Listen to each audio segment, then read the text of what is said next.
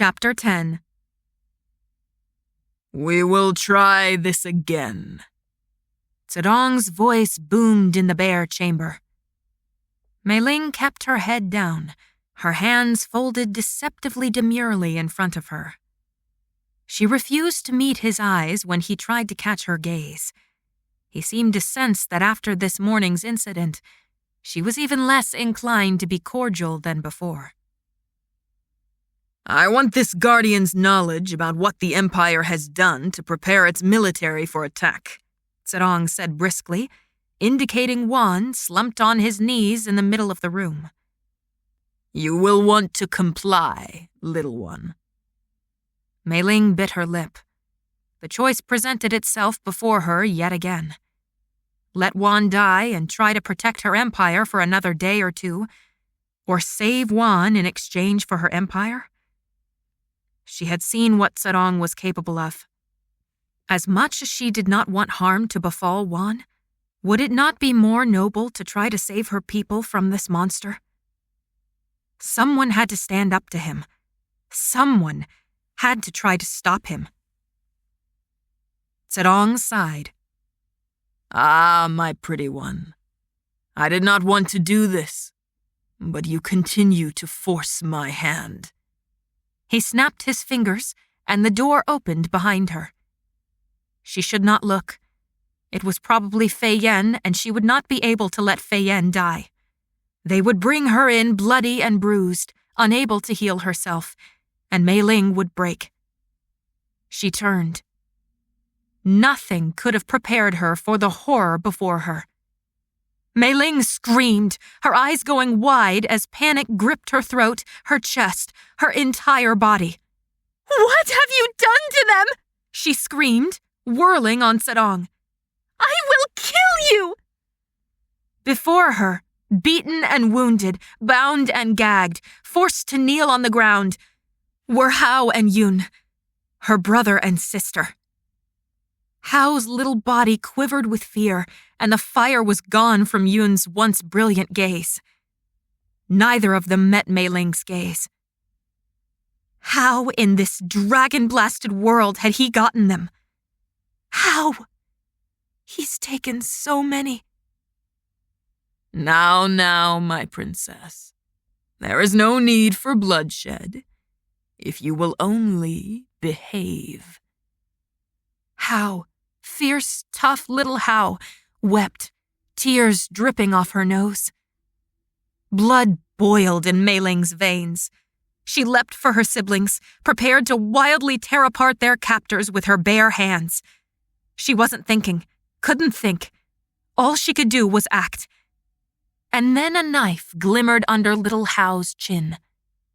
Don't make another move, Zedong threatened darkly, pulling back Hao's head with a fistful of her hair to expose her neck more. Hao's eyes squeezed shut, and she rapidly gasped over and over, tears coursing down her cheeks. Meiling froze. It dawned on her then. Zedong had full power over her. If he had Hao and Yun, she could not fight. She could not resist. He held her in the palm of his hands.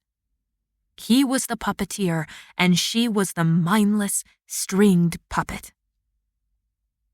Zedong smiled a mirthless, tight-lipped smile. He removed the knife from Hao's neck, letting her head fall forward. I want your cooperation, not their blood. He strode to Meiling, crossing the distance between them with one long-legged step. Gripping her arm tightly, he forced her to look up at him and touched the point of the knife in the hollow of her neck, lightly, but enough to sting, enough for her to freeze her chest.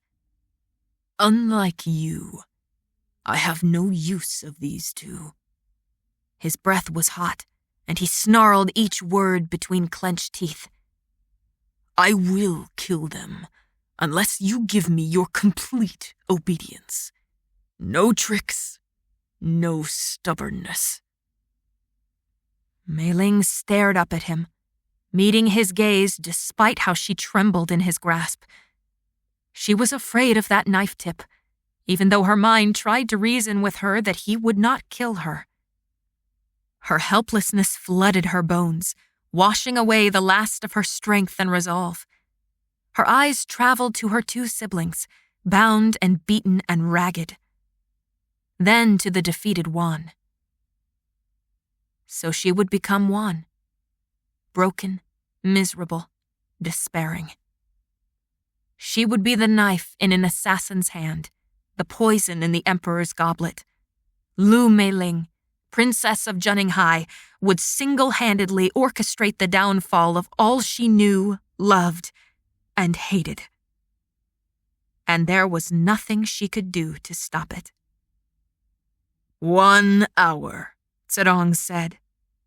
If you do not find the information I seek, Princess Hao and Prince Yun will be slow-sliced to death in front of you. His eyes met hers, blue and mad and completely serious. 1 hour. Before he could grab her and drag her to the bed in the corner, Meiling stepped around Juan's form and laid down on the bed. She cast one last glance at her siblings, gritting her teeth, trying not to allow her heart to break inside her chest. Zedong was at her side in a swoosh of black cape. With one swift motion, he snatched her wrist and plunged the tip of his knife into her finger. Blood welled. He pressed something into that wound. She was too angry to feel pain. Blackness wrapped around her vision, and she fell into the dream. Meiling did not stand on the wharf this time. Violent ocean waves had swept it away. She stood on the sand, overlooking the deceptively still depths. The storm had come closer. Now that this was her second time in this mind, she recognized the storm for what it was. It was Juan's death. Imminent, swiftly approaching. Spirit shuddering, she turned on the beach and found the streets that threaded into a sea of rooftops. The once colorful city was bland, gray, dull. She glanced to the side, to her favorite overlook, desperately wishing she could go sit and think. That did not matter anymore. Freedom did not matter. Only surviving, only saving her siblings from Zedong's clutches. At least now she was familiar with Juan's mind. She was learning, too, and Meiling now knew to find the spider silk threads connecting everything in this mind. She closed her eyes, felt along with her hands. As soon as she caught hold of one, she concentrated on it. It was easier having done this in her own mind. The memories flowed much faster and easier into her fingertips, into her conscience. This thread connected Juan's memories of him and his father. They apparently had come to the beach often, sat on that outcropping over there, when he was a young boy. This was not the thread she needed. She broke into a run, away from the shoreline, into the ghost-like streets of Suguan. There was no need to open her eyes to watch where she was going. She penetrated barriers with ease. So, she kept her eyes closed and hands out, searching for more threads. There were many of them, but when she touched them, she only caught glimpses of his childhood. Juan, clinging to his mother's skirts in the marketplace. He loved the towering bowls of colorful spices. Could he take the bowl home? One time he had poked his finger into the bowls, managing 2 eyes of a smiley face before his mother yanked him back and scolded him. Juan, discovering his magic by accidentally sending a mass of vines tangling into a wagon's wheels. He was so young. He didn't want to leave his family to go to the academy. Could he stay at home a little longer? Juan, sitting on his threshold with his paw, being told that he had to go to the academy because it would bring their family honor. Juan, deciding he really wanted to bring honor to his family. His mother, packing up the few things that the academy would let him bring. He needed no clothes, those were provided. This was not what she needed. She needed to go to the palace. Meiling rushed ahead, becoming no more than a streaking blur heading for that grand, towering building. Her home. The closer she got, the more her heart raced. How long had it been? She redoubled her pace. Finally, she stood above the 1,000-step ascension to the palace. Finally, she stood at the threshold. She caught fistfuls of strands, touching each to get a glimpse at their memories. That strand led to his appointment to the role of guardian, those to his yearly inspections, another few for festivals. Aha! A meeting with the general. Meiling grasped that thread and followed it down into the bowels of the palace. Past the corridor that led to the wing where her chambers were, past the corridor that led to the throne room, outside to the next complex, and the next.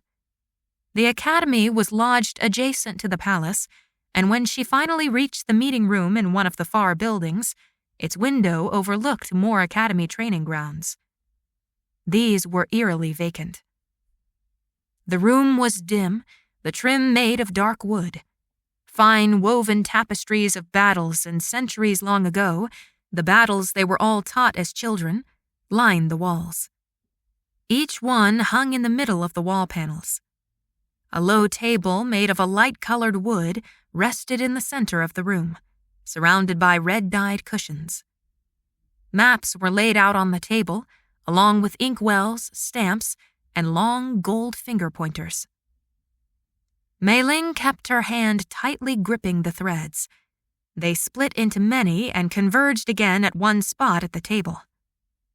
Had he always sat there? Some of the threads seemed to twine together, as if the memories were hard to distinguish from each other. She gave the room another glance and spotted in the corner a large wooden cabinet. That wasn't part of his memories. The shadows were off, as if it had never belonged here. His knowledge, so organized. She flitted to the far side of the room, to the cabinet. It was etched with qilins, spearing each other with their horns. She grasped the golden handles and pulled the doors open. Inside were drawers with round, polished knobs. A pang hit Meiling's heart, a racking of guilt. She quickly suppressed it. There was no other choice. She wrenched open the first drawer to find documents arranged under the topic of General's Orders. The next was labeled Gun-Hai Improvements. The third drawer had Suo Guanting's jokes during meetings. Then she pulled open another. Her eyes fell on the characters. War. Meiling shoved the others closed. No doubt, information was filed under multiple headings, but this seemed like the most efficient option. With a grunt, she heaved the contents out of the drawer and dumped it all on the table. The papers sprawled out, their black ink characters drawn with the precision of a scribe. For a long moment, she stared blankly at the immense amount of parchment. She was not going to read everything. It would take far too long. This was a mind, after all. A mind did not read its own knowledge off a sheet of paper. Meiling planted her hand on one sheet of parchment. She closed her eyes, winced. She had no practice with this, and her siblings' lives depended on her proficiency. Her heart throbbed in her throat. She shoved down the panic and pushed her weight onto her hand, onto the page. Perhaps this wouldn't work, or perhaps it was a horrid, lazy shortcut her masters would have balked at if she'd been trained at the academy. Yet, beneath her hand, the character seemed to twist, dissolve, and float around her own mind. Solid, she thought frantically. None of this fuzziness. Slowly, the information coalesced into something that made sense to her. This was a catalog of the wielders who had gone missing. Zedong probably had the same catalog in his own mind. With a growl, she moved to the next page. The information still resisted, but it came easier this time. This was, more missing wielders. Next. The next page contained information about Butagan military strategies, what they had done in the past, how the Empire had fought them back, what their weaknesses were. It was so technical that she struggled to grasp enough of it in her mind that she could transfer it. But Zedong probably did not care about this. Following that, she found a document detailing how the information they were receiving about the barbarians amassing in the north were not following their typical behavior.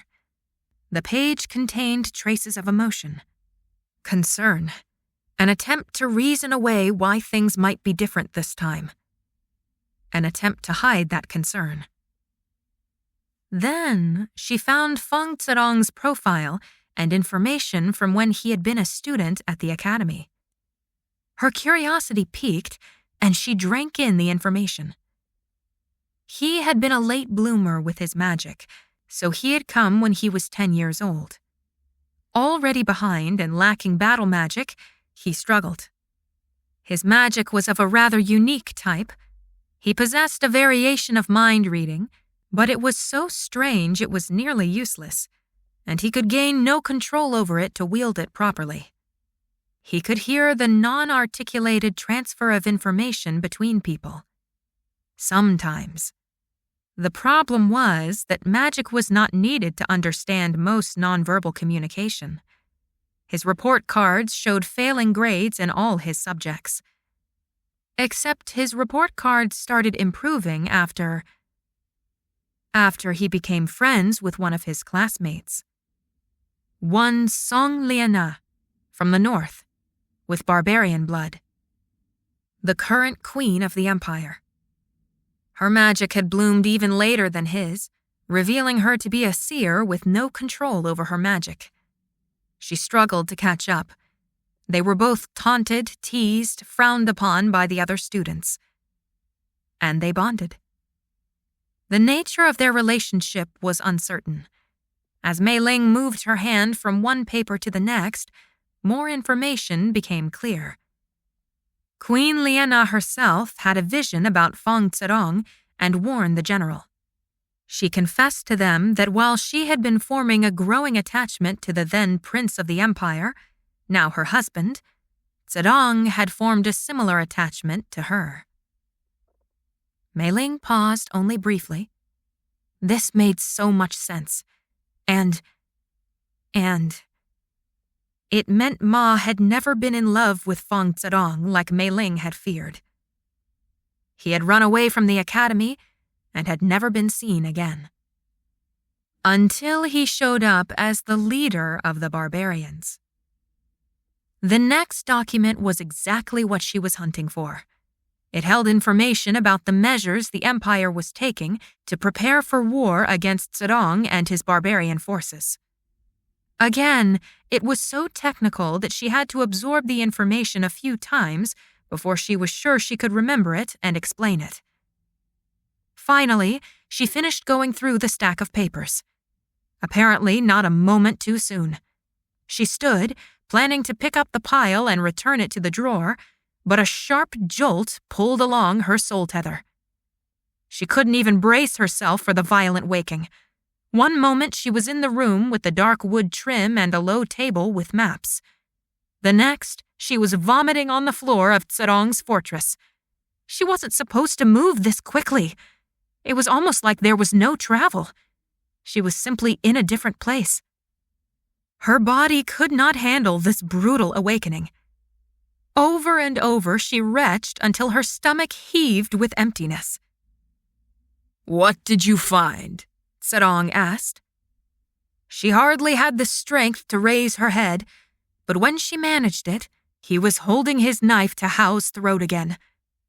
Meiling spewed every single thing that she found, even about his own time at the academy, his own relationship with her mother. She could do nothing except tell everything. When she was done, she leaned against the stiff wood of the bed's edge, trembling and breathing hard. "My, that was fast," Zedong said, chuckling and releasing his grip on Hao. I'm glad we've reached an agreement. Meiling's eyes shifted from his triumphant face to her bound and bleeding siblings. Now that I've given you what you want, she growled, the words coming out jumbled. Don't hurt them. Please don't hurt them. She was groveling and she didn't care. She'd grovel until he ended her sorry life. He smiled a soft, understanding sort of smile that only served to terrify her even more. I know you love them. A shiver raced down her spine. A dark thought seeped like poison into the farthest, deepest recesses of her mind. If I didn't love anyone or anything, he'd have no control over me. She dropped her head to dangle between her bracing arms. Zedong turned and strode out of the room.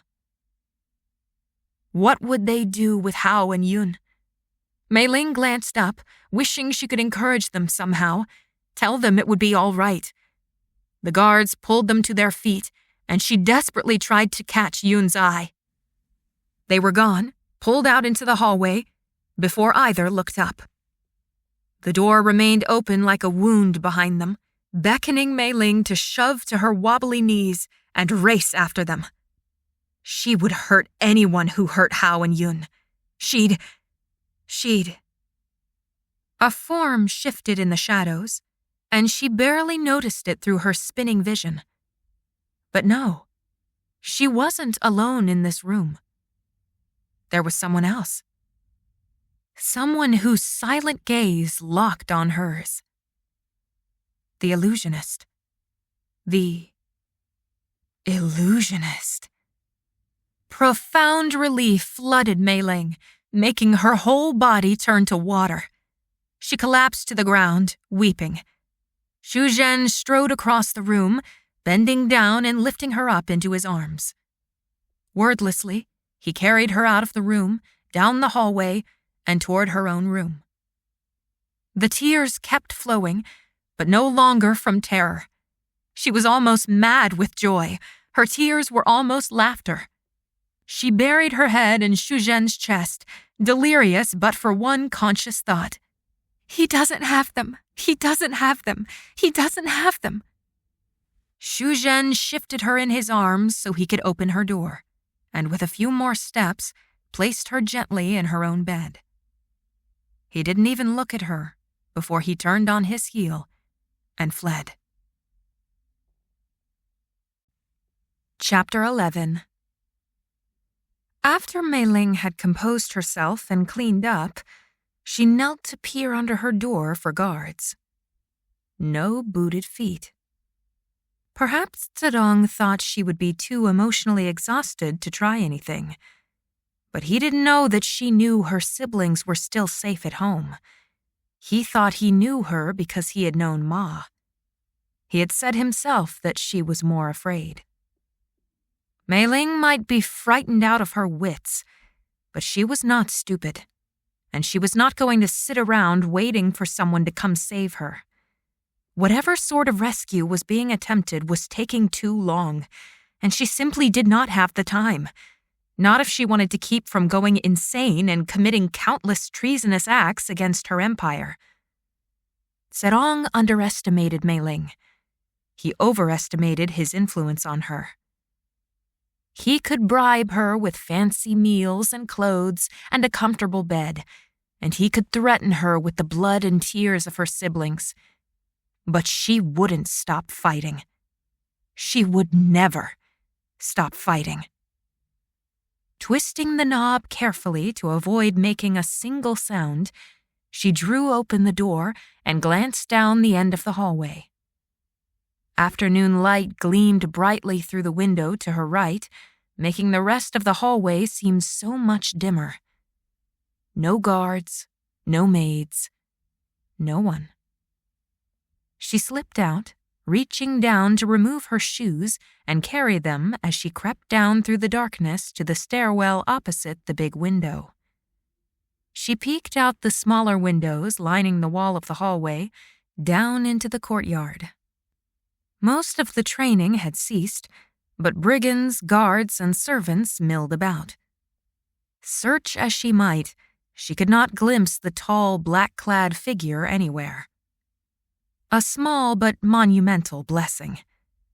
She reached the stairs and quickly descended them, glancing over her shoulder repeatedly to ensure she was not being followed. At the bottom floor, she hesitated before the door. Was sneaking really the best approach here?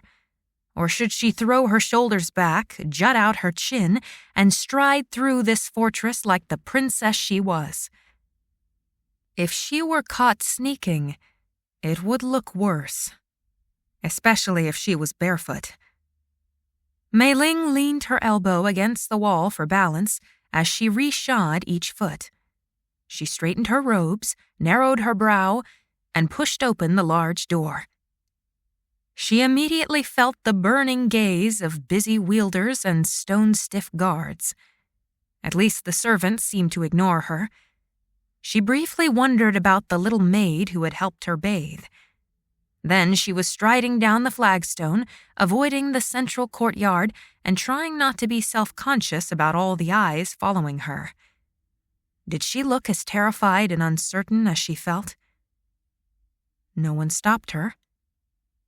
There was no point in clinging to shadows, despite how much she longed to do just that.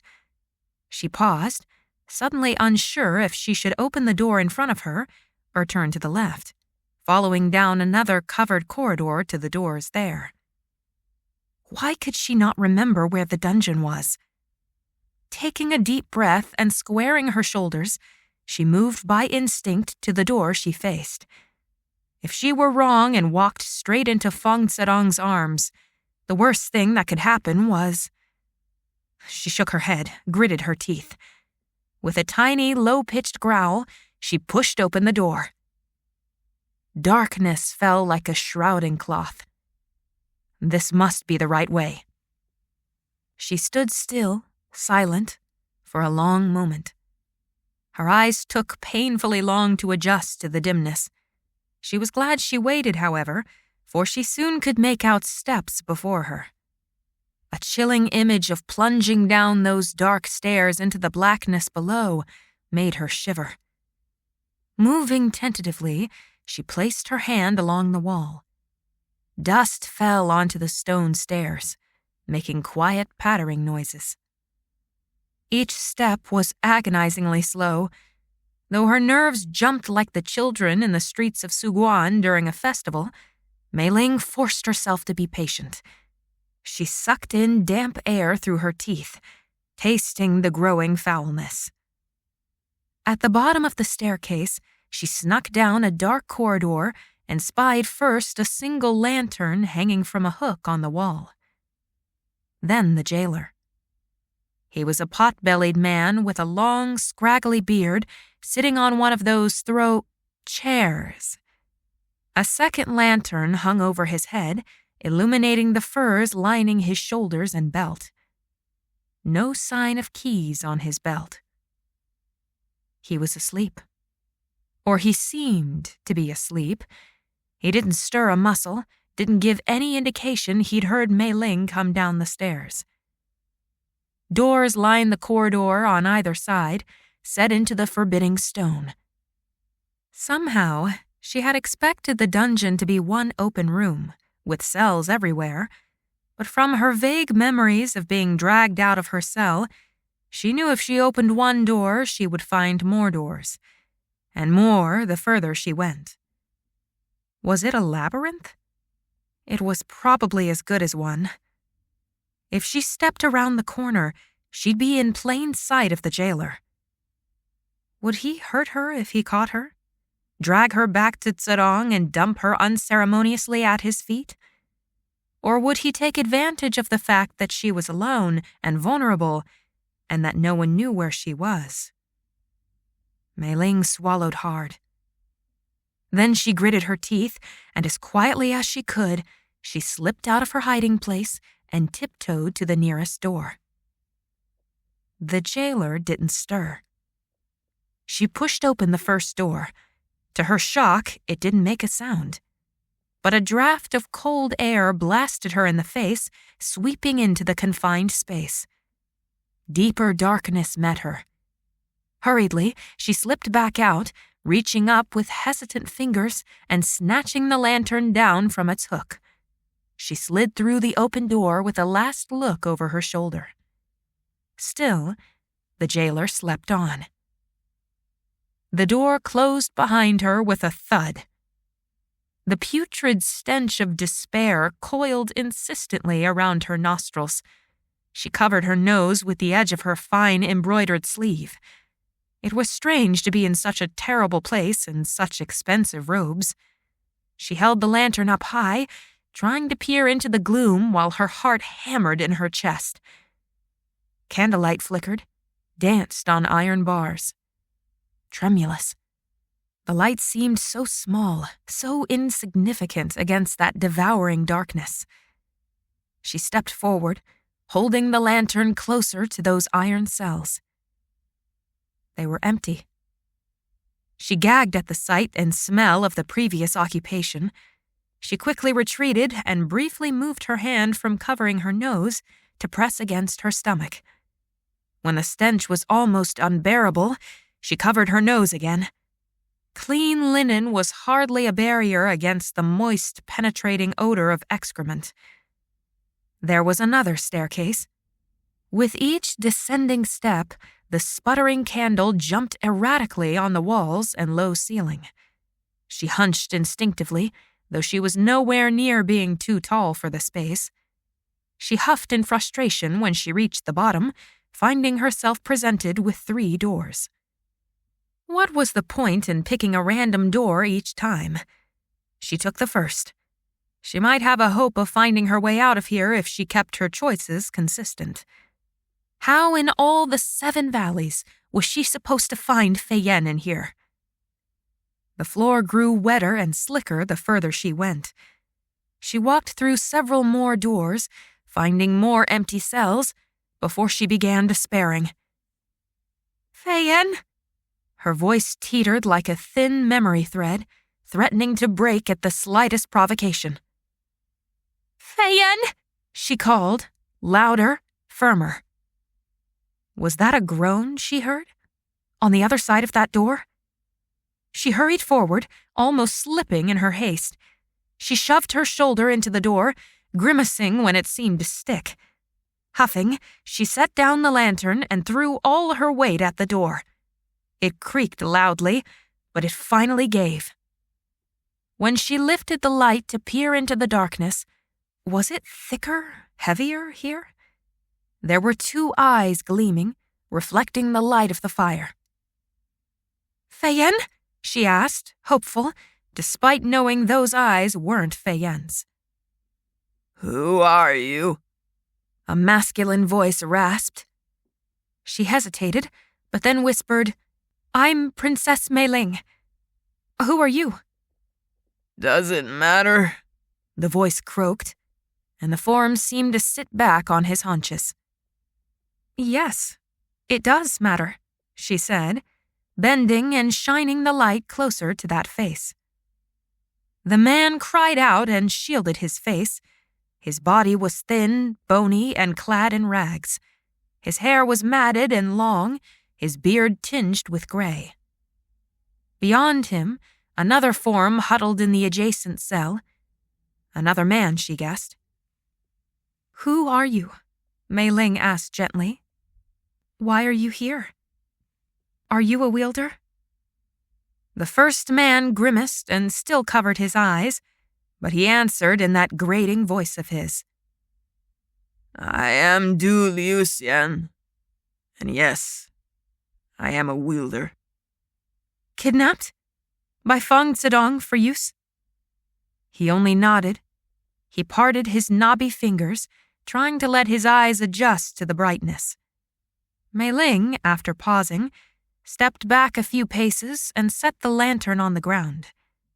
She returned to the first cell, hoping it helped to lessen the strain of the light in his eyes. What powers do you wield? she asked. She wanted to reach out and take the cold iron bars in her hands, but she could not bring herself to. She never wanted to feel the sting of freezing iron in her grip ever again. Is this how you always start conversations? Liu Xian muttered. She flushed. What are you doing? He continued, gesturing to the darkness of the world surrounding them both. Why are you here? Did Fang send you here to manipulate me? She shook her head vigorously. No, I am trying to find my friend. Friend? What? Are you the rescue party from Junning High? I'm kidnapped too, Meiling said. Liu Xian raised one pale eyebrow, the hard line of his lowered brow relaxing enough that two dark eyes gleamed in the shadows of his face. Convincing. Something about him was vaguely familiar. She was almost certain she had glimpsed his soul before. A glowing, violet soul. Meiling cocked her head. You're an Evanescer, aren't you? You were the one in my room. He shrugged.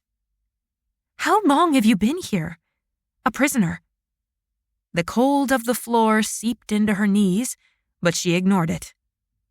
A long time, he mumbled, lowering his head. Just as quickly, his head snapped up. How old is the prince? Meiling blinked, then understanding dawned. He is not yet 20. Liu Xian nodded slowly, closing his eyes. Then I have been here 9 years. Her eyes widened, and horror dropped like lead into her stomach. 9 years? Her gaze flicked from Liu Xian to the second huddled form. And you? 12 years. A deep voice returned. That voice was too deep for the smallness of that body. I am Pen Tao, High Seer. She pursed her lips, tugging her heavy robes around her to ward off the impending chill that threatened to percolate into her bones. Were you the one with the vision of me? I was.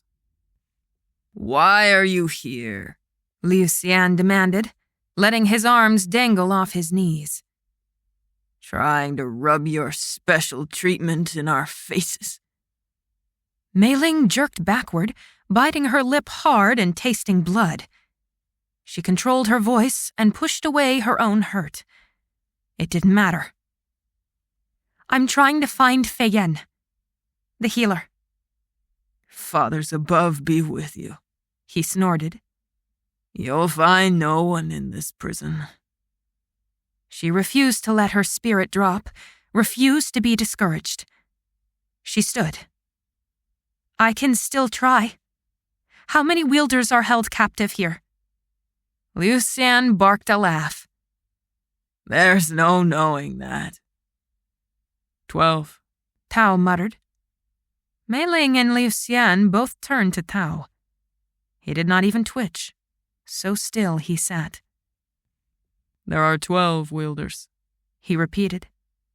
Me, Liu Xian, you, the healer, Zuan Wan, Ye Min, Hai Fu, Kang Leigh, and 4 others. I do not know their names or their abilities. The last 3 you spoke, Meiling said, standing and turning to retrieve the lantern. What are their abilities? Silence hung for a long minute. Hai Fu is another High Seer. Kang Leigh, she is a siren. Ye Min is dead. Dead? She gasped. But Fang Zedong kidnapped us to use our magic, not to kill us. How? Death isn't always intentional, came Liu Xian's bitter growl. And Fang can be very unhappy when someone tries to thwart his plans. She retreated a step without realizing it.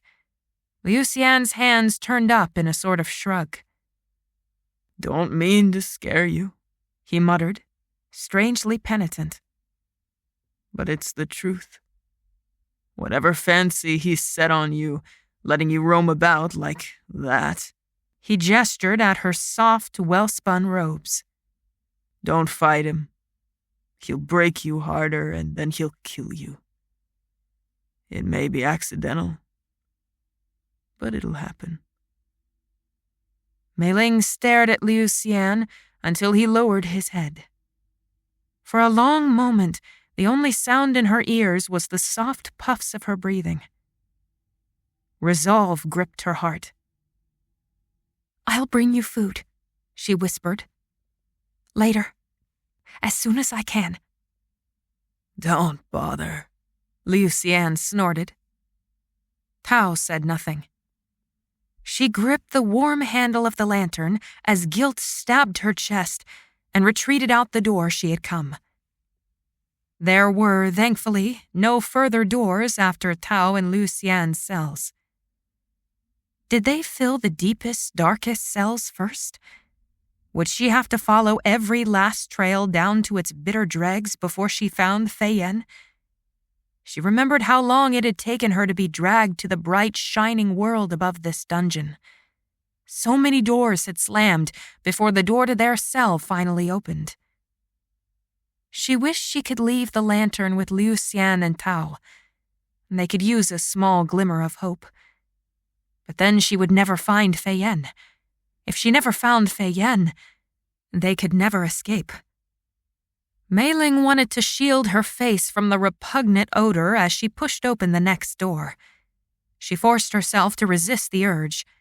If they had to live in it, she could endure it. Another guilty pang rammed through her heart. Here she was, dressed in robes embroidered with gold thread, eating her fill of satisfying foods, food like she'd loved at the palace, sleeping in a comfortable bed, with the freedom to go as she pleased. Mostly. Being favored, if that was what she was, tasted sour in her mouth. Liu Xian's words hummed ceaselessly in her ears, tormenting her. Don't fight, don't fight, don't fight. It would go easier for her. If she complied, she could sleep in her comfortable bed and never go hungry. She could bring about the destruction of her empire while wearing fine linen robes, while picking at gold hemming.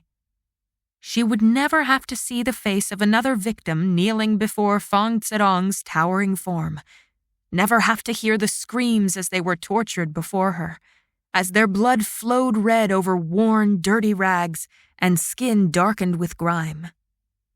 She could ignore the tormented eyes of people like Zuan Wan. She would not be killed.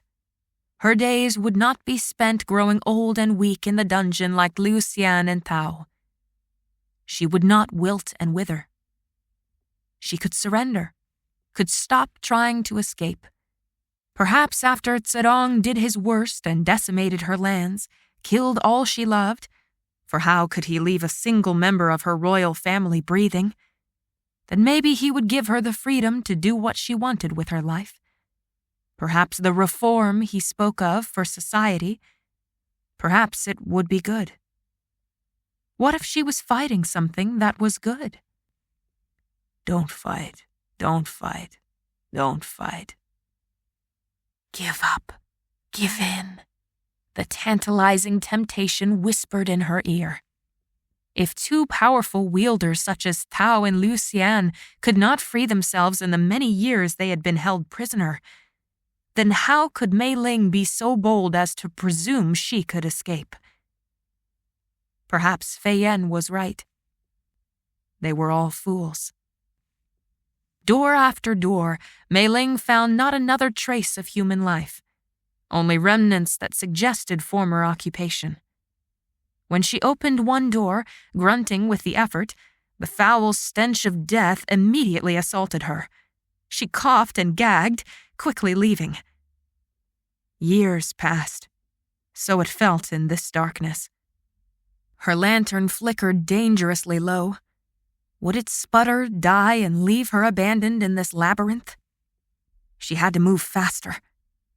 Suddenly, doors slammed open and shut above and behind her. Footsteps started stomping down a staircase.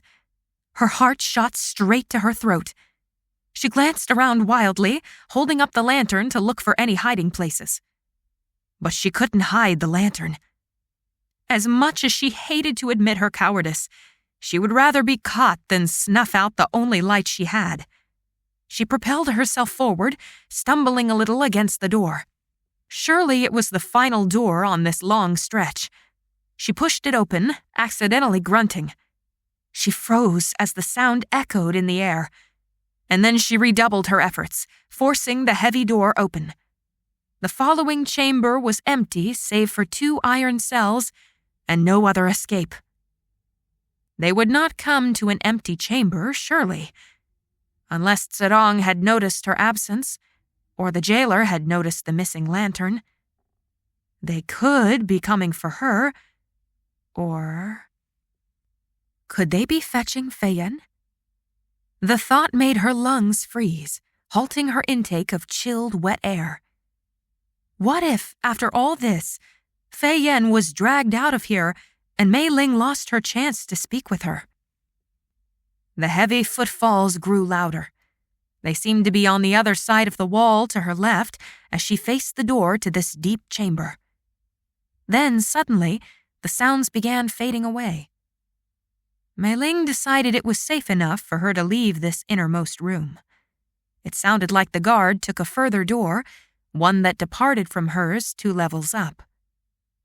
Why did the door have to be so dragon-blasted loud? And why was Meiling suddenly so used to cursing in her mind? Before she knew it, she would be spewing expletives that would make any member of her family blush with shame. Not that they would ever hear her speak such ways unless she escaped.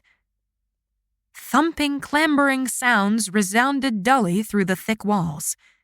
Was that a shout? Were those more footsteps running, taking the stairs 2 steps at a time?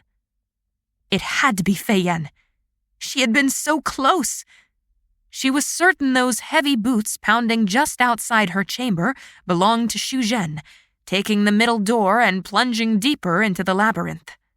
He had always hovered nearby when Feiyan was summoned, ready to force her fiery temper into submission, or rather compliance. It had to be Feiyan. Meiling stuck the lantern in a corner, hoping the slight cracks under the door were not enough to leak the traitorous light. She waited, listening with bated breath. Sure enough, more diminished shouts seeped through the stone walls, growing louder. And then the door next to her burst open with a bang, and she could clearly make out Shu Zhen's grunting and Feiyan's unmistakable yelling. Dragon spawn! She shrieked. Stop struggling, Shu Zhen growled, then said something in another language. A 3rd pair of feet entered the chamber. The guard. The guard said something that sounded harsh. I'm giving you 1 more chance, Shu Zhen said. Stop fighting. Stop fighting my elbow! Feiyan cried. Let me go, you Qilin-stabbed brain! There was a strange muffling, and it was far worse than the shouting. Meiling's limbs quivered with the effort to stay and not burst out into the fray. But what could she do against them? What help could she possibly offer? What? Feiyan raged. What are you putting over? There was a last protesting grunt, and she fell silent. Try as she might, Meiling could only discern 2 pairs of footsteps taking the stairs. She strained and strained, but it did not matter. Only 2 pairs of muted, thick-soled boots.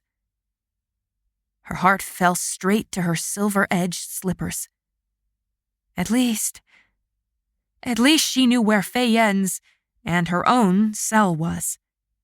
If she could come back again later, she could find it within minutes now. But what if the jailer was awake next time? What if there was no lantern? Could she stumble her way through the dark?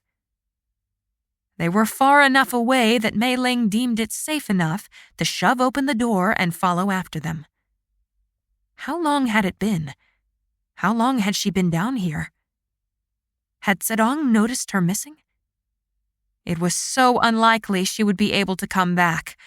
Zedong would lock her in her room for her insolence, probably saying something about how she forced his hand or whatnot. Or something else would prevent her. Guards, their alert higher now that they had seen her slip in once before, would probably stop her next time. But Liu Xian and Tao... She promised them food. She had to come back. Chapter 12. The jailer wasn't asleep this time. Meiling peered through the slight opening through the door as he quaffed something from a skin and settled back in his chair. Could she sneak past him a second time? She could leave the lantern behind this door if necessary, but it seemed like risky business. Then again, what were her options? Planting the lantern on the floor, she eased the door open, her heart about to fly out of her ribcage. The jailer didn't look up. Refusing to breathe, she slipped out of the door and shut it behind her, willing the shadows to wrap her up in their concealing wings. The jailer's head shot up. Their eyes met. Meiling froze. Not knowing what else to do, she gave a little wave and smile. "Thank you." Then she burst into a run toward the stairs. A clatter echoed behind her, like the jailer had just fallen off his chair in his effort to get to his feet quickly. Small and untrained though she was, she pumped her legs hard, racing up the stairs, not wasting any second of advantage. She threw open the door and burst into the blinding brightness of sunshine. "Princess Meiling." A familiar voice rang with a curious lilt. "I've been awaiting your return." She whipped her head upward, around to where that sound had come. A gasp caught in her throat. There was Zedong, only a few feet away, leaning casually on the wall. His blue eyes roved the length of her. "I'd say the dungeon is a rather peculiar place to spend your free time," he drawled, eyes settling firmly on hers. "Why, my darling, have you done something wrong? You look as though I've caught you committing some filthy sin. Don't fight, don't fight, don't fight." She cleared her closing throat and tried again. "I did not know if you would want me in the dungeon," she answered honestly. His smile raised gooseflesh on her arms. "I did tell you this place was yours, did I not? How comforting to know that your conscience is stricken, nonetheless." He turned away, gazing over the much emptier courtyard and fixing on the southern tower. 3 phoenixes perched atop its edges. She could not suppress the shudder that ran down her spine. Feeling Zedong's attention burning into the top of her head, Meiling looked up. She wanted to growl, "What do you want from me?" But she held silent. "Walk with me," he said smoothly, holding out his arm for her to take. She hesitated, then ducked her head as she complied. He led her to the east tower door, opened it for her like she was a dignified lady, and brought her up the stairs to the battlement. Cold wind greeted them at the top. Autumns must be more bitter here, so much farther north than the capital city. The season was only barely turning, yet Meiling wished she had grabbed her cloak before setting out on her daring escapade to the dungeon. Zedong brought her to the edge of the battlement to stare out at the beautiful valley and the ribbon of blue threading through the healthy green. He released a small, satisfied sigh, not seeming to notice how stiff her arm was in his. Where are all these wounded people that Fei Yan must heal? Meiling asked abruptly. He glanced down at her, surprise lighting his face for a moment. He shrugged. In the infirmary. A bare note of condescension slipped into his words. Where is that? Perhaps some other adventurous afternoon you should find it. You found the dungeon easily enough. So he was irritated that she had delved deeper into the fortress. Somehow, this made her feel better, though she didn't know how she'd sneak into the dungeon again if he didn't want her to. There are no battles happening, Meiling said quietly. Why are they wounded? Fei Yan had offhandedly mentioned the wounded as their brethren. The 12 captured wielders? These do not make up the entirety of my forces, he answered easily. Wounded soldiers arrive at the gates nearly every day to be healed. Yet she never saw them. You torture the other wielders, she accused, carefully watching the side of his face as he turned back to gaze into the distance. If you would not fight me, then there would be no need for such things. No more needless bloodshed. I do not fight you, Meiling said. The earnestness of her words surprised her. I cannot fight you. She regretted the admission as soon as the words left her lips. Was that a glow of pleased accomplishment emanating from him? She turned to follow the winding road leading to the fortress portcullis until it disappeared into the valley, too small to see. The lowered sun cast golden rays on the green, making the world glow with light and shadow. Zedong was quiet for a long minute. Eventually, he spoke. I do not wish for you to lose all your fight. I merely prefer to channel it into something worthwhile. Worthwhile? She blurted incredulously. How blind was he? I cannot fight you, she repeated, instead of responding. She almost added, but I won't fight for you. Yet you try, he mused, turning so his back rested against the edge of the battlement and crossing his arms. You cannot fool me, sweet one. The words were not cruel or even accusatory. They were almost kind. Or indifferent. As if he were calculating some sort of mathematical problem in his head and was puzzled about the solution. If you would stop trying to fight me, I would have no need for bloodshed. I would have no need for torture. Another well-aimed strike at Meiling's soft heart. Her mind reasoned with her that if he sent Fei Yan to heal them, was it so terrible to let them continue being tortured and healed? What a horrid existence, bound up only to be broken again and again. I do not want to be your tool, she whispered. Pardon me?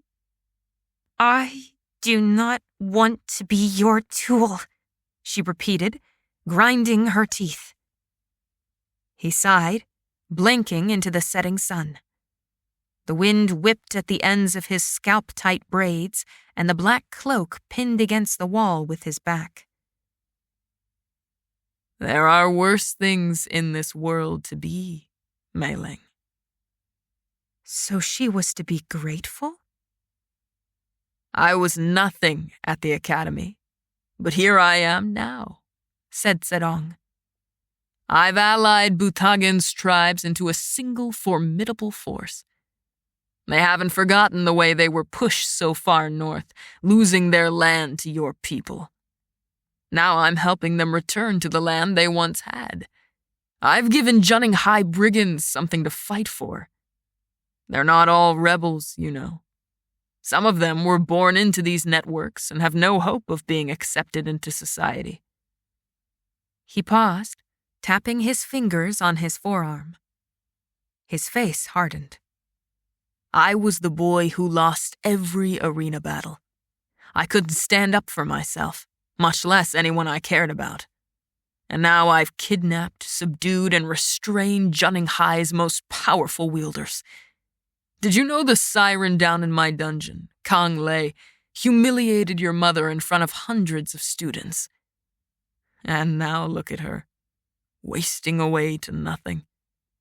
What happened to her so-called power? A familiar shriek sounded from below. She hurried forward to the edge of the battlement overlooking the courtyard below, anything to distract herself from the way Zedong's words assaulted her. "Fei Yan," she breathed, spotting the form she had not seen in full daylight since Fen had tried to rescue her ages ago. Fei Yan was doing the exact thing she had been doing then, fighting Shu Zhen's hold on her and hurling insults into his face. Meiling wanted to call out to her, but her throat closed tight. Zedong stepped to her side and watched with her. Shu Zhen gripped her elbows behind her hard, holding them so high that there was no doubt Fei Yan was in pain, despite her struggles. She tried to kick him and he gave a wrench on her arms. Fei Yan cried out, wrenching Meiling's heart, gasped, and he relented. As if sensing their gazes, Fei Yan's eyes snapped upward and met Meiling's. For the space of a heartbeat, she stood frozen, confused. She glanced from Meiling to Zedong at her side, and her head cocked to one side, a puzzling set to her chin. It was enough for Shu Zhen to whip out a cloth from his cloak and shove it over her face. She swore, renewing her futile efforts. Too quickly, her head lolled, and she dropped. Shu Zhen barely caught her, lifting her up in his arms. His eyes darted to Meiling's, hopefully too quickly for Zedong to notice, and he swung Fei Yan's limp body over his shoulder and marched toward the door that led to the dungeon.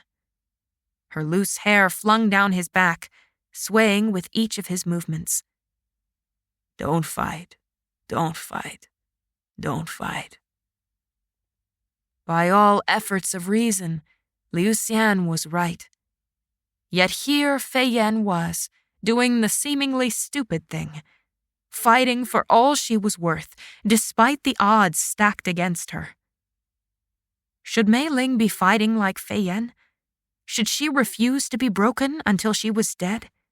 Should she scrape with bloody fingernails at every shred of independence and autonomy she could find? But Fei Yan had gone to the academy. She was only a year from graduating herself.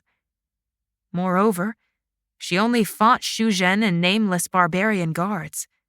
She was not forced to endure the manipulations and targeted, tailored threats from Fang Zedong himself. It was so easy to make the excuses. They curdled bitterly on her tongue. Meiling looked up, finding Zedong's gaze leveled down at her. His mouth twisted.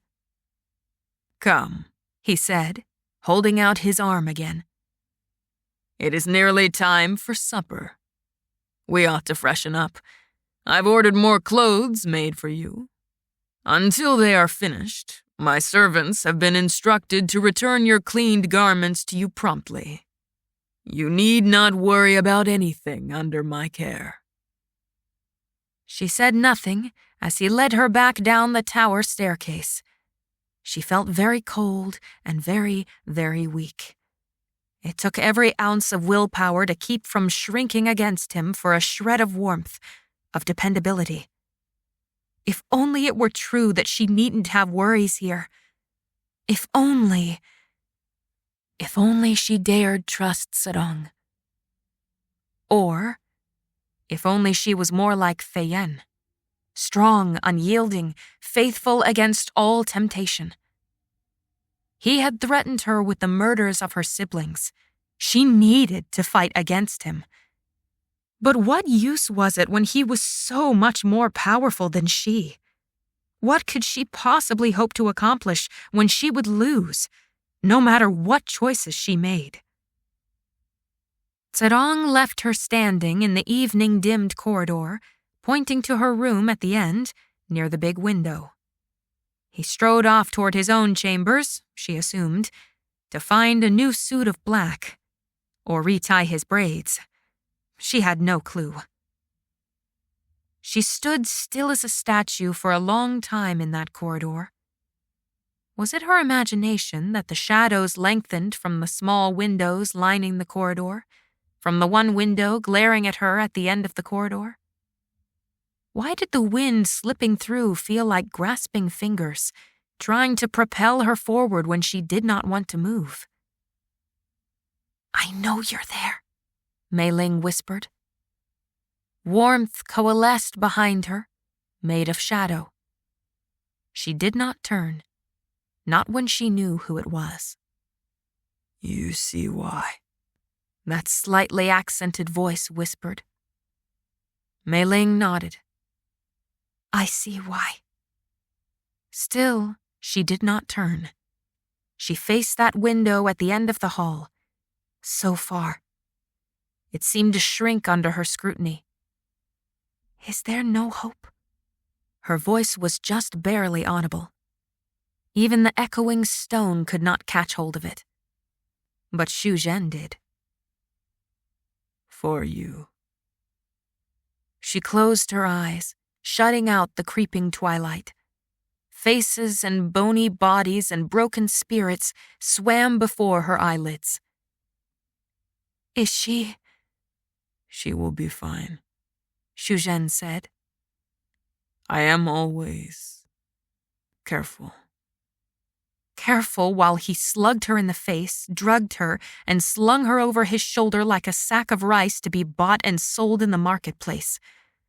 Her throat tightened, but she did not press him. "I need food to take below," she said instead. "Bread and water." Silence. Had he left? She tilted her head slowly, and her periphery caught sight of that shadowy bulk. "I might be able to," he said, his voice adopting a tense edge. "And?" She drew in a deep breath. "Help getting in." Would she ask Xu Zhen to stretch his neck out on the chopping block for Liu Xian and Tao? To volunteer his flesh for slow slicing? When he already risked so much by this tentative relationship they shared and his own care for the wild healer? She could still tell him that it was too risky and that she could not ask it of him. She held silent. When the silence lasted too long, she twisted her head around, moved her feet. The length of corridor leading to the stairs was aglow with brilliant, flaming orange light reflecting on the hewn edges of stone. It was empty. "I almost despaired of you coming."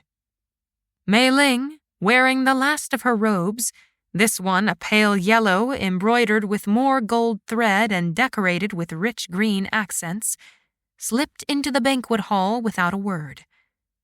If only more people were there, she could blend in, like she did at home. Ma had told her once that princesses usually did not escape notice so well as Meiling did. It seemed to be something that both pleased and bothered Ma. But here, with Zedong, it was as though a trumpet heralded her coming. She should apologize for tarrying, for making him wait, as if he did not owe her a dozen apologies to her one. More than a dozen. Meiling kept her mouth shut as she seated herself at Zedong's right hand. Zedong scrutinized her face. "You seem tired, my dear." "I'm not your dear," she wanted to spit. She held her tongue and only nodded once. Silence reigned supreme as the servants set bowls of soup down before them. Zedong ate first, tucking in heartily. Meiling hesitated, her hands clasped on her warm bowl. Would she ever be free to eat without thinking of those who could not eat like her? Would she ever be able to return to her blissful ignorance that was her former life at the palace? Yes, she had been unhappy, but she'd had her ma, her family, the small pleasures of day-to-day life. A wild impulse almost burst from her lips, but she clamped them shut only just in time to avoid asking Zedong if he had any books she could read. The topic hardly mattered. She had been happier at home than she'd realized at the time. "Something you should know about me," Zedong said suddenly, setting down his bowl of soup. He gestured with one hand, almost a flick. "Our earlier conversation made me think of it. I think you should know it. Blood, not my preference. Never has been. Too messy, too forced. I mentioned that you and I, that together, there could be another option." Blood is not my preference either, Meiling said dryly. He cracked an amused smile. There was that movement behind his eyes, the movement that disconcerted her more than anything else about him. Servants whisked away their soup dishes, Meiling's only half eaten, and replaced with heaping bowls of roasted venison and fluffed rice. As much as she wanted to resist the lure of the food, she could not. She ate hungrily, piling her bowl with bites from the side dishes spread between them. "Do you know what wins wars, little one?" Zedong asked, after he had slowly chewed and swallowed. He gathered another bite on his chopsticks and paused before lifting it to his mouth. "Do you know?" She had a fair number of guesses, but she kept silent. "You may think blood wins wars. Most do." He shrugged. "I cannot blame them, but blood does not win wars. Wars are won with information. Information, Meiling." The way he said her name made her throat tighten around the mouthful she had just swallowed. "And information, as you have discovered with your skill, is stored where?" He wanted her to answer. Her bite was still lodged in her throat. She took a swig of the only liquid available to her on the table spread, ruby red wine. Strong and heady, burning. She barely kept her composure as tears sprung to her eyes. "Memories," she croaked. He grinned, delighted. "Indeed, my dear. Memories." His gaze went glassy as his thoughts seemed to turn inward. "Memories," he repeated musingly. His gaze snapped to her. "Memories, my darling, are treacherous. Never trust them." How did he manage to always ruin her appetite with a few words? They rang in her ears, so loud and pressing that she stared down at her food without moving until they settled on her mind like a coat of dust. Chapter 13. "Follow me." Zedong stood and reached down, raising her to her feet with one large, cold hand. "I have something to show you." Meiling let herself be led away. Her lips parted slowly and the cold air bit at her teeth. She drew her soft shawl closer around her shoulders. One hand gripped the silk tightly to her chest, the other rested, tense, on Zedong's arm. The sun had set when they left the banquet hall. Sconces were lit, few and far between, flickering dangerously in the cold wind. Zedong was so tall and his clothes so black that she might not have seen him in the darkness, might have thought him nothing more than a shadow. But no darkness could hide the unnatural brightness of his eyes. His strides were purposeful, despite their leisurely, unrushed pace. His footsteps were strong and firm on stone, while hers were light and hollow. She walked 2 steps for each of his. The sound of every footfall was like a head-pounding hammer in her skull, banging a nail into the lid of a coffin. Why was she so sick with dread? Why did she feel so stupid, so dragon-blasted helpless? Couldn't she be like Fei-Yen? Or Ma?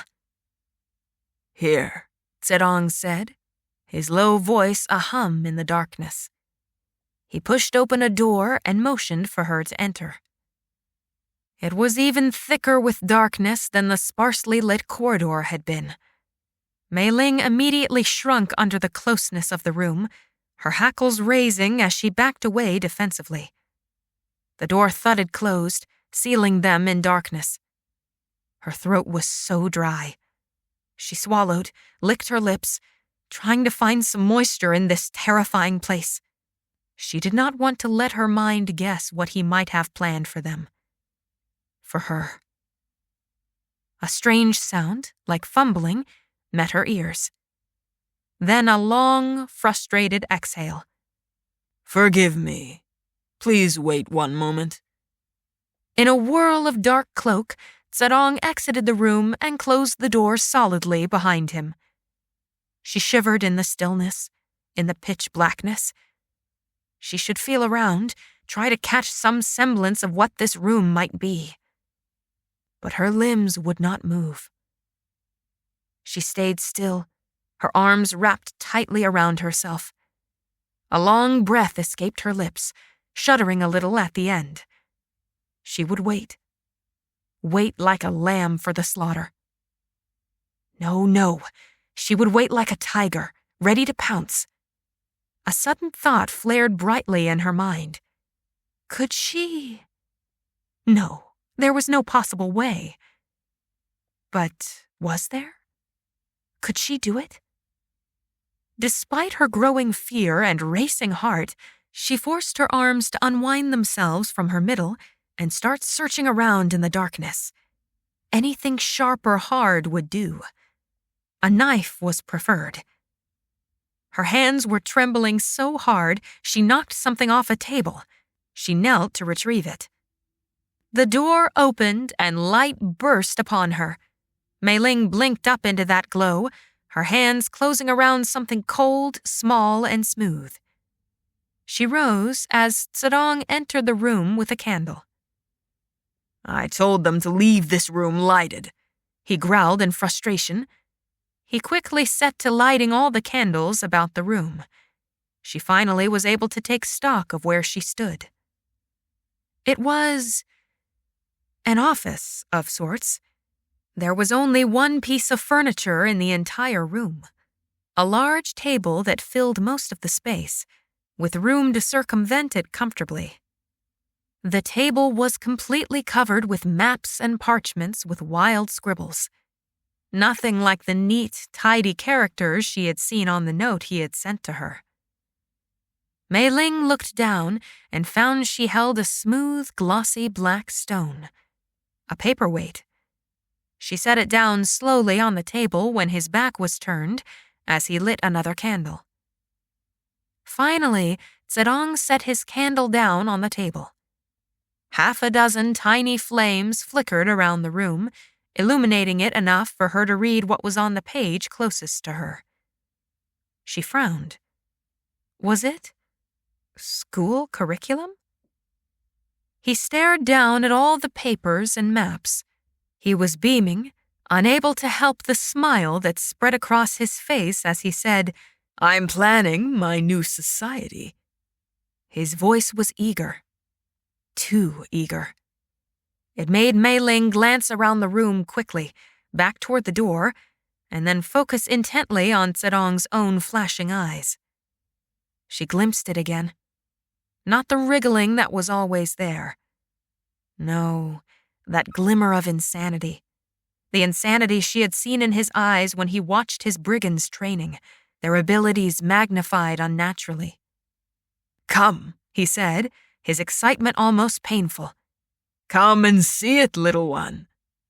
She took one obligatory step closer, pretending to peer down at his work while she darted glances up at him through her lashes. Strength and power. It can be for anyone who wants to work for it. Gone will be talent. This magic I've been exploring. His soul glowed so brightly through his eyes that Meiling could almost see it without her magic. It's ancient, and it is magic that can be learned, performed by anyone.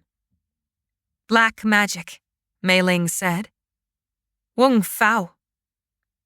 Her tone seemed to snag him out of his enthrallment just slightly, enough to make his mouth quirk with that flavor of unintentional condescension. Or maybe it was intentional this time. I prefer to think of it as enlightened magic, he said, his lips pulled apart in a patronizing smile. I will bestow it upon my most loyal and devoted subjects. People like you and me, my dear young one, and your mother, can have the power we deserve.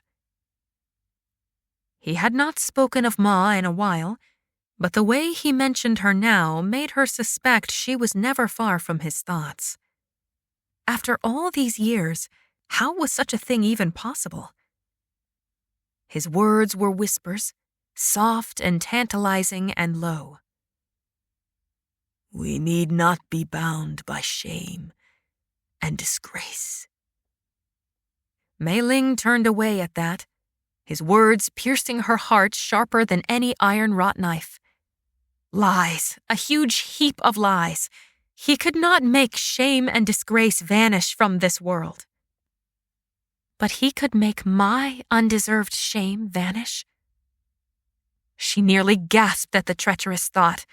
She sucked in a tight breath through her teeth, only barely keeping herself from snarling at the wall, at the smooth rock that pinned a map of her home to the table. Suddenly, Zedong stepped in front of Meiling and, before she could back away, snatched her face in both of his hands. He dragged her closer to his face and, for a wild, terrifying moment, she thought he intended to kiss her. Her voice clogged in her throat, but her hands grappled with his, trying to peel away his grip. No more shame, Lu Meiling, he said forcefully, his fingers digging into her scalp. Look at me, he growled, tightening his grip against her prying, resisting hands. She obeyed, opening her terrified eyes wide and trying not to cry as his face filled her vision. No more shame. Think of the life you could live, the friends you could have. Meiling, they would see you, the real you. They would not despise you because of your blood, because of your magic. He spat the last words, and spittle landed on her cheeks. She let out a whimpering cry, but suddenly he seemed much stronger than a mere mortal, much, much stronger indeed. His pupils rounded and dilated as he clutched her face, his eyes pinning her gaze. You and I, together, Meiling, we can build this. This is why I need you and your abilities. With your help, I can set up a new society. One of equality, a beautiful place for all souls. For you.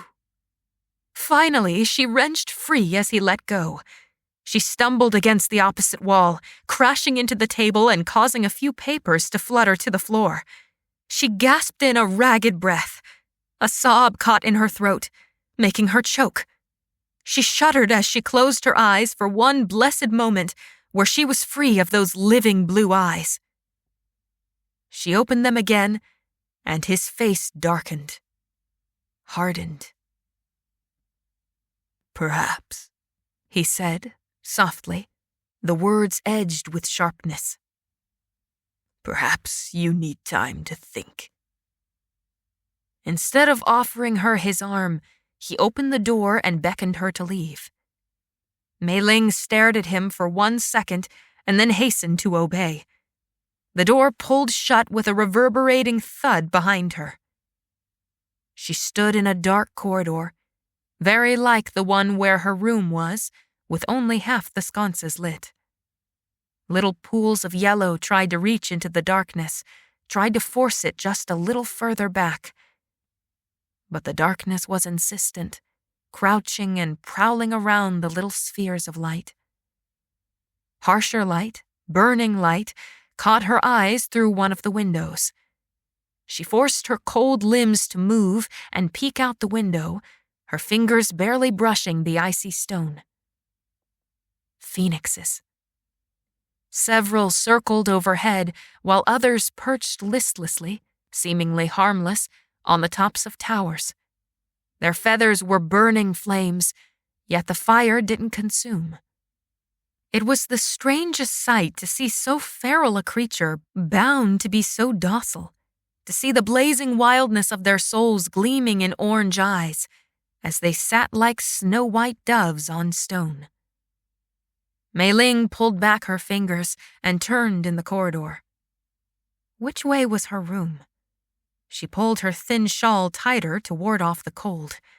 Her teeth chattered. "Are you there?" she whispered. Silence. She thought she had sensed Xu Zhen's presence in the shadows, but apparently she was wrong. He would not dare watch her so closely. She was even more lonely than she had been before. How was she supposed to do this on her own? She had hardly enough strength to stand on her own 2 feet. She did not even know where her room was. Well, it was about time that she learned. She picked a direction and strode down the length of the darkness. Being alone at night was what she had always craved, but this was different. Nevertheless, she tried to focus on how she was mostly safe here, how the wind tickled and frosted her ears until they stung. Her soft footfalls were nearly silent. She pushed open the door at the end of the hallway and found diverging corridors. She picked the one that felt right and followed it. Only 2 torches gleamed in the quiet. Meiling poked her head out a window and found herself overlooking the courtyard, which meant she could probably find her way easily enough from here. Moonlight streamed like milk onto her face when she slipped down a flight of stairs, opened the door, and stepped out into the night. She stopped, startled. This was not the courtyard. Maybe the other direction would prove more efficient. But in the silvery light of early night, she thought she could make out a garden? Puzzled, she closed the door softly behind her and glanced around for any sign of prowling guards. None. A covered walkway stretched between her and another door. The left was a wall, like the back of the many small chambers dotting this fortress. The right was what she suspected was a garden. A large, twisting tree she could not name rose at the edge of a tall, great wall. Between the path and the tree was a plot of dirt, not very big, full almost to bursting with plants. Some plants she recognized, like lettuce and cucumbers. Most, however, she did not. Curiosity plucked at her mind. She glanced over her shoulder, but there was no sign of guards. No light, save for the stars and moon.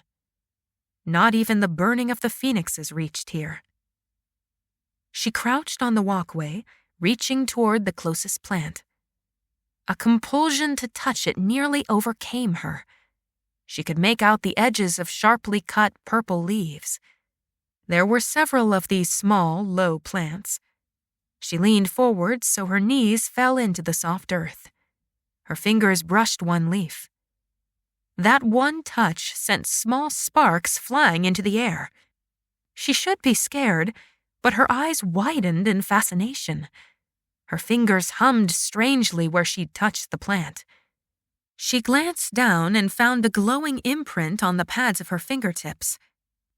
Magic. A magic she did not understand. A magic that Zedong definitely did understand. Her eyes flitted over the other plants. Some were taller, some were thin, tangling vines. and some were supported by wooden terraces. Now that her fingers had tasted of the magic, now that it stirred her blood, she could make out the faintest traces of different colored auras around the plants. She should find her room. And then what?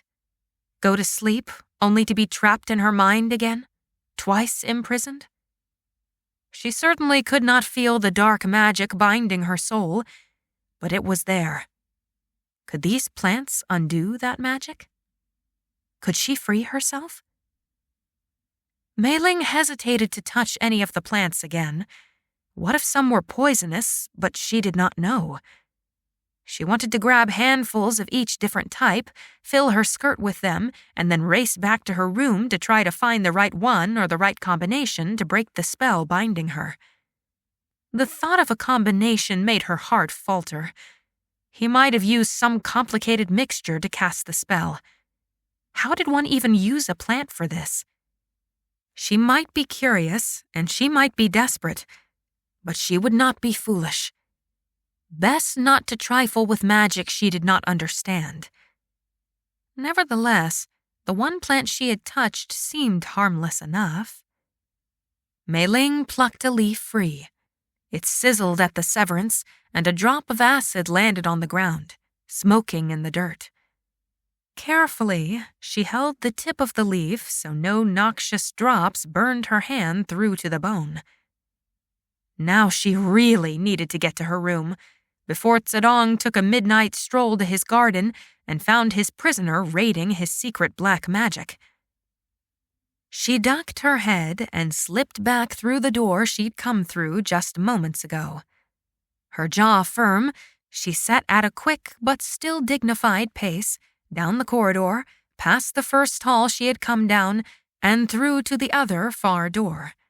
It spat her out into the starlit courtyard. Strange how empty a place was after dark. Perhaps it was a good thing Xu Zhen had not been hiding in the shadows to escort her safely to her room. Here, at least, guards stood watch. They were still, black, and almost formless lumps of shadow. She tucked the leaf out of sight and held her head high as she strode toward the door that would take her up the stairs to the wing where her chamber resided. Silence, laced with dread, permeated the air with its clinging fullness. She slipped like a phantom into her room. A waxing moon gleamed through her window. She looked back and saw her own shadow, lined with silver, twisted and roiling.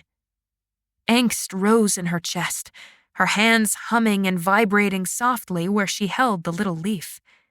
She set it on her window sill and withdrew her buzzing fingers. As much as she dreaded it, she should sleep.